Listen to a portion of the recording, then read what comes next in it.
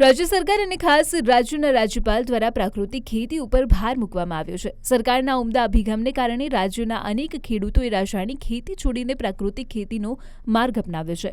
અરવલ્લી જિલ્લામાં પણ અનેક ખેડૂતો પ્રાકૃતિક ખેતી તરફ વળ્યા છે. મોડાસા તાલુકાના હબસાબાદ ગામે રહેતા પ્રકાશભાઈ પટેલે રાસાયણિક ખેતી છોડીને પ્રાકૃતિક ખેતી અપનાવી છે. તેઓએ તેમની 2 વીઘા જમીનમાં છેલ્લા 3 વર્ષથી પ્રાકૃતિક ખેતીમાં જુદા જુદા શાકભાજી, જેમાં સૌથી વધુ ફ્લાવરનું વાવેતર કર્યું છે.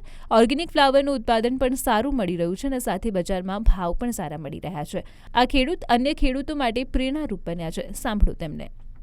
હું છેલ્લા 3 વર્ષથી ગાય આધારિત ઓર્ગેનિક ખેતી કરું છું, જેમાં મુખ્યત્વે શાકભાજીના પાકો કરું છું. અને આ વર્ષે અત્યારે ફુલાવરની ખેતી ચાલુ છે, ફુલાવર કાપવાનું, અને બધું સારું રહેશે એમ. જે કેમિકલ વાપરીને કરીએ એના કરતો આમાં ખર્ચની દ્રષ્ટિએ પણ ફાયદો થાય છે અને લોકોનું સ્વાસ્થ્ય પણ સારું રહેશે. માલ તો માર્કેટ યાર્ડ મોડાસામાં અત્યારે તો આપું છું, પણ લોકલ પણ વેચાય છે.